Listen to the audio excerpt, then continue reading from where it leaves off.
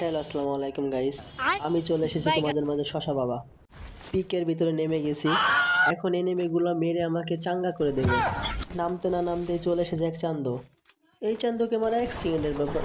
শশা বাবা কিরকম ভাবে মেরে দিল। ওই মাইরির প্রতিশোধ নেওয়ার জন্য আবার আমরা চলে এসেছি। এখন আমরা এখান থেকে প্রতিশোধ নেব আমার শশা বাবার মাইরির। চলো আমরা প্রতিশোধ নেওয়ার জন্য এখান থেকে একটা গান নিয়ে নিই। চলো এখান থেকে হালকা পাতলা লুট নেই। এখানে দেখো এক চান্দো চলে এসেছে। তার গিল্লুমিল্লু উড়িয়ে দিয়েছি। দেখো আমার এসপির অবস্থা কি করছে। একটা সুপার বলে মেনে নিলাম।